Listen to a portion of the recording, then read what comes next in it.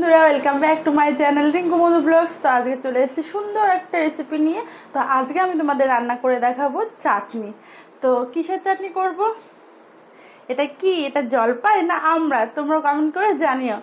আর এটারই চাটনি করে দেখাবো। তো চলো চাটনিটা করতে কি কি লাগে দেখিয়ে দিই। এবার চাটনিটা করার জন্য একটা কড়াই বসিয়ে দিচ্ছি। চলো গ্যাসটা ধরিয়ে দিলাম, হয়ে গেছে। এবার দিয়ে দেবো আমি ওটা সিদ্ধ করার জন্য একটু জল।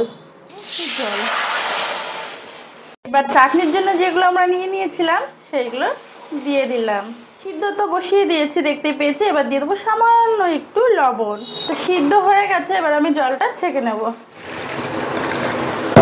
কড়াই বসিয়ে দিলাম। এটার জন্য একটা মশলা করে নেব। মশলাটা হলো একটু পাঁচফোড়ন নিয়ে নিয়েছে, দুটো শুকনো লঙ্কা, শুকনো তার একটু নাড়িয়ে চাড়িয়ে নেব। ভাজা হয়ে গেছে মশলাটা। এবার আমি শিলনোড়ায় এই ভাজা মশলাটা একটু গুঁড়ো করে নেবো, শিলনোড়ায় বেটে নেব। কড়াই নিয়ে নিয়েছি, ওই কড়াইয়ের মধ্যে আমি দিয়ে দিচ্ছি সামান্য পরিমাণ একটু সর্ষের তেল। গরম হয়ে গেছে, দিয়ে দেবো অল্প করে পাঁচফোড়ন, দিয়ে দেবো শুকনো লঙ্কা। তো ফোড়নগুলো আমার সুন্দর ভাজা হয়ে গেছে। এবার আমি দিয়ে দেবো,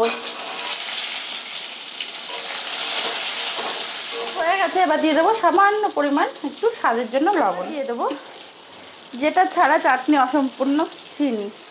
তোমরা গুড় দিতেও পারো, চিনি দিতেও পারো।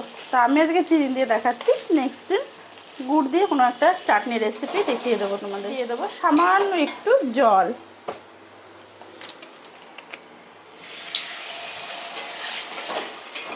এইভাবে 10 মিনিট আমি রাখবো। তো দেখতেই পাচ্ছ খুব সুন্দর ফুটে উঠেছে। তো আরেকটু ফুটুক, আমি ততক্ষণে এই চাটনির যে মশলাটা, ওই মশলাটা শিলনোড়ায় গুঁড়িয়ে নিই।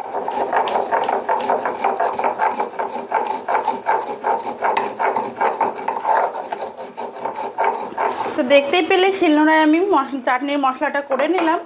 এবার আমি চাটনির মধ্যে মশলাটা দিয়ে দেবো। তো চাটনিটা আমার অনেকটাই গাঢ় হয়ে গেছে, দেখতেই পাচ্ছ। হ্যাঁ, চিনিটা গলে গেছে।